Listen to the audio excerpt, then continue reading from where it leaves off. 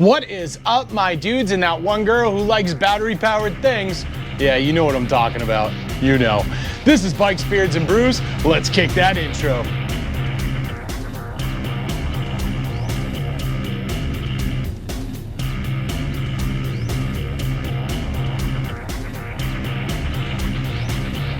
Hey guys, welcome back to the channel. Before we kick this one off, make sure you like, comment, subscribe, hit that bell notification. New videos are coming weekly. I don't know, whatever day I feel like putting them out, just keep an eye out, ring the bell, you'll know, right? So let's get the other stuff out of the way. Want to save 10% on a Cardinal communicator? Check my referral link down below. Want to support me and all my do-gooderness like these cool guys here? Bam! These should become part of the Brew Crew and join the coffee page down below. Want to know why I'm asking you for money? Well, next to those 5,000 Amazon affiliate links down there is a link explaining what I am doing with all this money. And no, it is not going towards me and new tattoos. It is for a good cause. So get it, got it, good, cool, let's move on.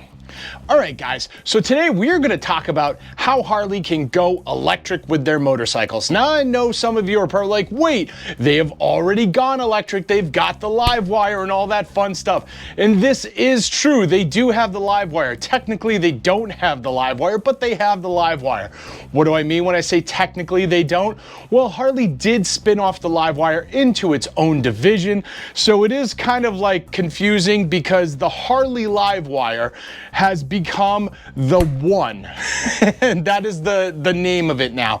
So Livewire is now the company, and the Harley Livewire, the original motorcycle, is now just called One. So it's the Livewire One.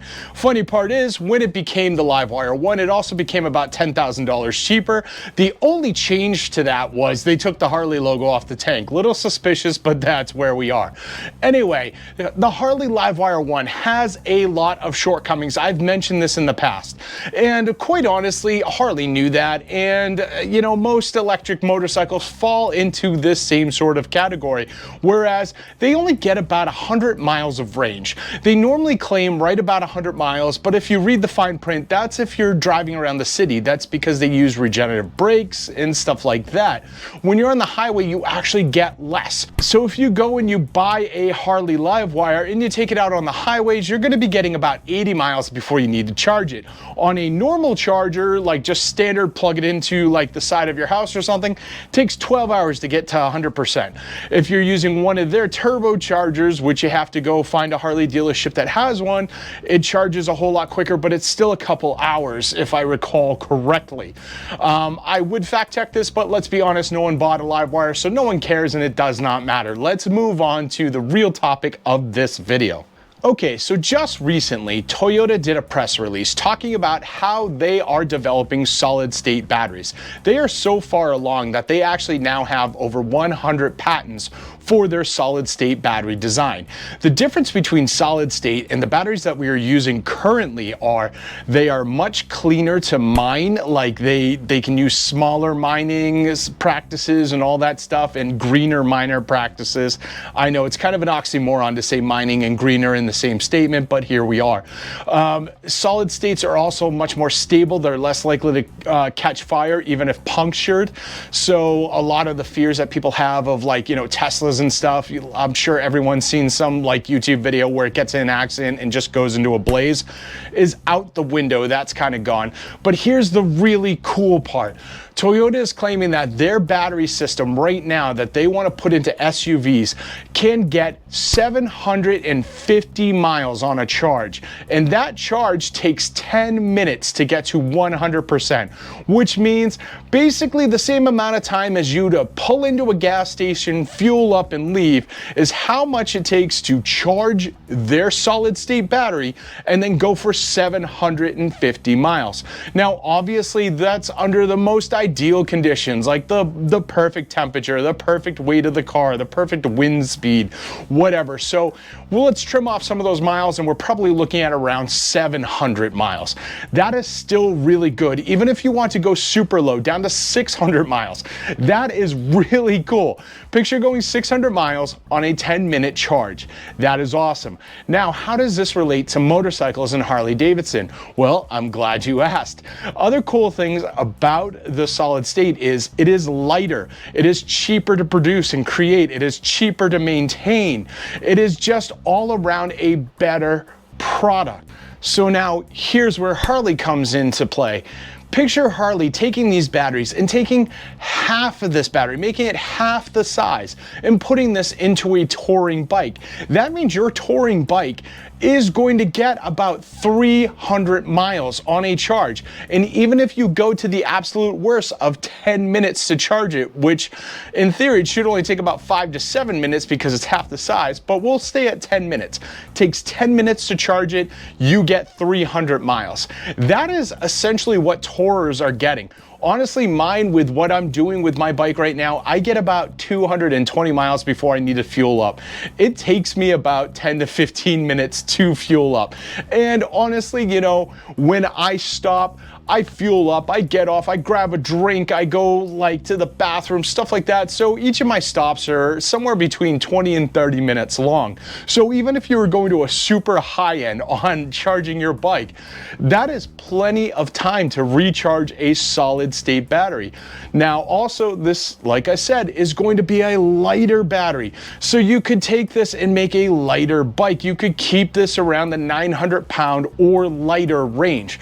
Let's be honest, if Harley started going to like aluminum frames and stuff like that, they could probably get their 900-pound touring bikes down to like 700 pounds, give or take, because like you're not going to have like all the fluids in there. You're going to get rid of a lot of like the engine components that are heavy. It's going to be a battery, it's going to be its drive system, and that's it. You know, we're good to go. Either way, no matter how much it weighs, if it's doing 300 miles and it's on a stable battery and all that other fun stuff, that pretty much eliminates a lot of the arguments that people have been presenting when it comes to going to an electric bike. A lot of people have just straight out said, I've been one of them, I'm not going to get like something like a livewire because I like to go 200, 250 miles before I stop, and I need to charge up quickly so I can keep going. I like to do 500 miles, 1,000 miles, stuff like that. I don't want to like do 80 miles, wait 12 hours and do another 80 miles. That will take forever. So to have a technology like this and get it into the bikes really does kind of eliminate that whole issue that people are having. Now, I know some people are going to complain about like lack of charging stations. Keep in mind, infrastructure follows demand. So supply and demand. The more electric products that are out there, the more you're going to see charging stations. You're already seeing them. Like, keep an eye out when you're going by rest stops, gas stations, even like state and city parks and like city rest stops and stuff like that have chargers now. They're showing up everywhere. Malls have them. Whole Foods, various grocery stores, various restaurants and stuff like that are starting to put these electric chargers in there. So they're becoming easier and easier to come by. And once we embrace this more, you're going to see this more. Now, personally for me, I am a huge fan of the combustion engine. Not really for like anything more than I like that my bike is loud, obnoxious, and just, did I say obnoxious? Because obnoxious. I like that. So yes, this is going to be one of the things that is still left out. Now, of course, they could go around like, what is it? The Challenger or one of the new Chargers from Dodge has like a speaker system in it, so you can hear an engine, whatever. Personally, for me, I might just buy a stack of playing cards and stick them in the spokes, go a little old school, whatever, I don't know. Obviously, that's kind of a drawback. Maybe just get a louder stereo system and forget the fact that I don't have an engine sound anymore, I don't know. But yes, I do understand that the bike is going to run smoother, you're not going to have that vibration anymore, you're not going to have that loud noise anymore. That sucks, that does suck. But to have a battery that is cheaper to produce, so we could actually have bikes that, you know, let's be honest, it's still going to be Harley, so you're still looking at, you know, $30,000, $40,000 range. But it's better than like them sitting there going, let's make it $120,000 because it goes 300 miles. Like, that would be good. Something that they could produce and keep the costs at bay so they can still make a profit, so they can still stay competitive, and they can still produce something that people that like to do these long tours and stuff are actually going to enjoy is absolutely fantastic. And I think that this is great. And let's be honest, if Toyota is onto the solid state batteries, they're going to start showing up more and more. And I am very excited to see where that goes, because no matter how much we hate it, no matter how much we fight it, combustion engines are going away. I'm gonna hold on to mine as long as I can, but at some point in time, they're going away. So you have a choice. You're either gonna ride your electric car or your electric motorcycle, whatever. It's going to happen. We're going to have to dive into this technology at some point. I would much rather see it where A, my battery is safer and more stable. It's not gonna turn to a fireball if I get hit.